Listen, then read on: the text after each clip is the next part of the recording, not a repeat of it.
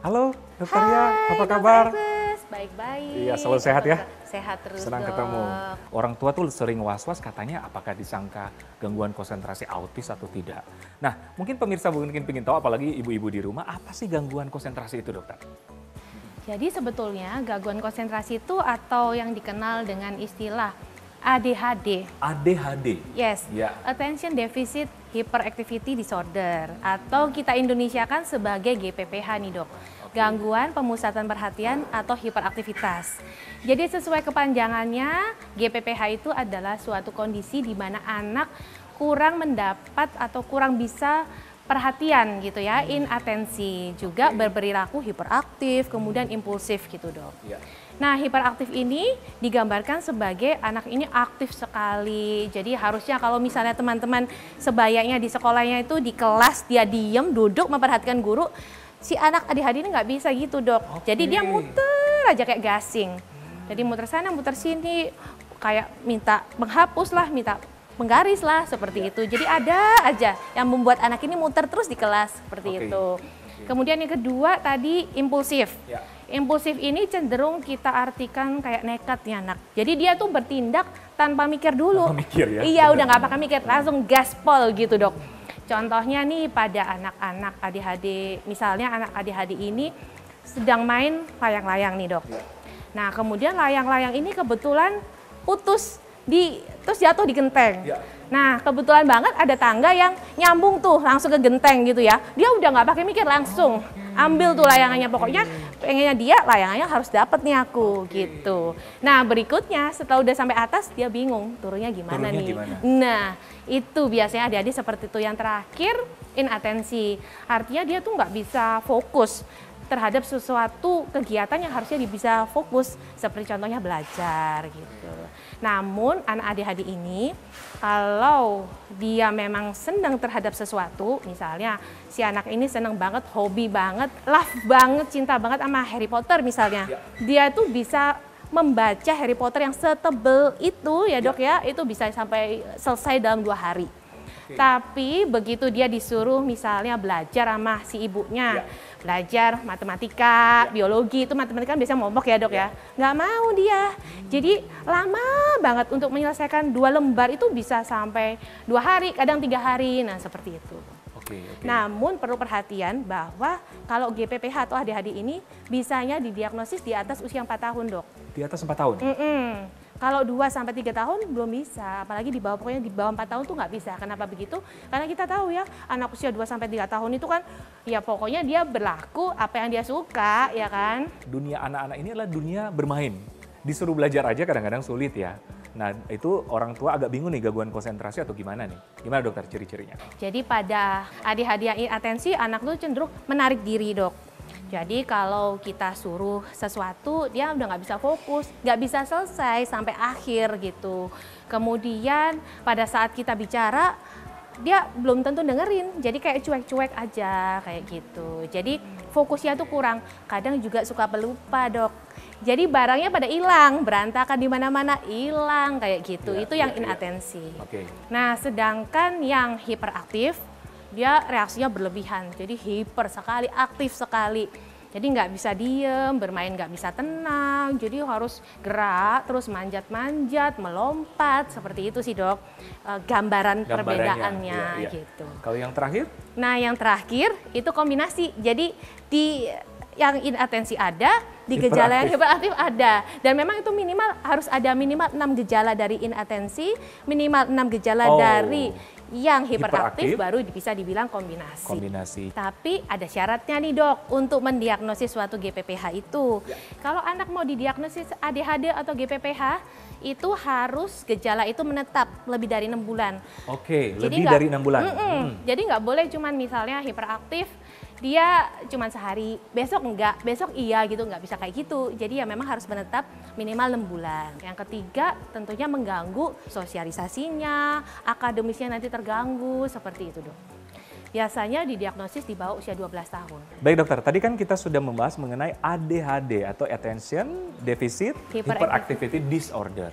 Nah, tapi mungkin pemirsa di rumah, apalagi para orang tua itu top banget yang namanya autis. anak-anak dengan gejala kurang konsentrasi aja disebut autis. Apakah semua seperti itu dan apakah autis ini atau gejala seperti ini merupakan tanda dari penyakit yang lain? Ya, jadi sebetulnya ADHD ini sendiri itu memang terjadinya bisa nih bersamaan dok sama autis gitu. Mereka berdua ini sama-sama gangguan neurodevelopmental atau maladaptasi. Tapi tentunya berbeda di dua hal ini.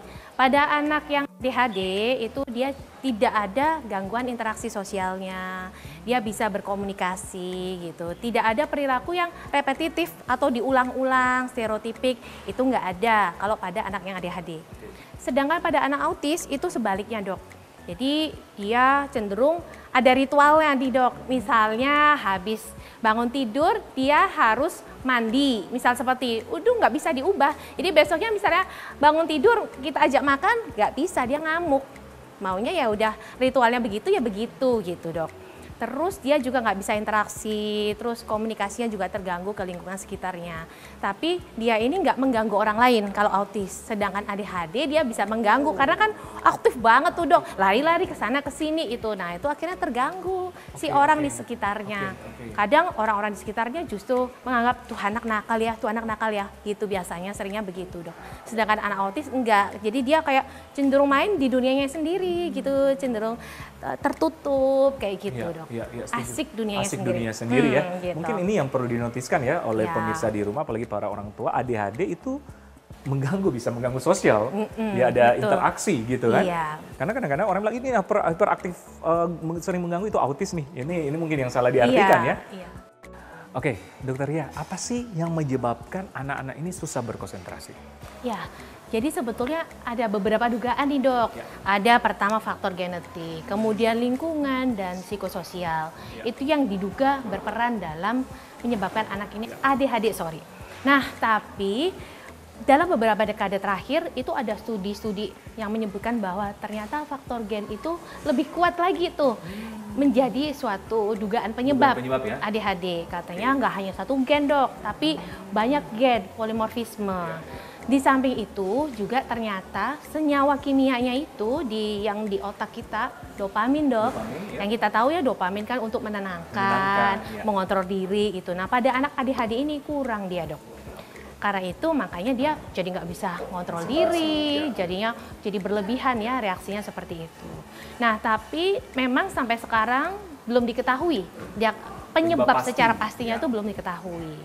Namun ya dok, walaupun penyebab belum diketahui, kita pastinya bisa dong menyebutkan apa sih atau anak-anak yang mana sih yang berisiko untuk terkena ini. Tentunya anak yang dikatakan bayi lahir rendah seperti di bawah 2,5 atau prematur. Itu Prematur atau di bawah 2,5 ya. kilo. Oke. Kemudian ada studi juga yang menyebutkan bahwa pada saat ibunya hamil terus ibu itu merokok.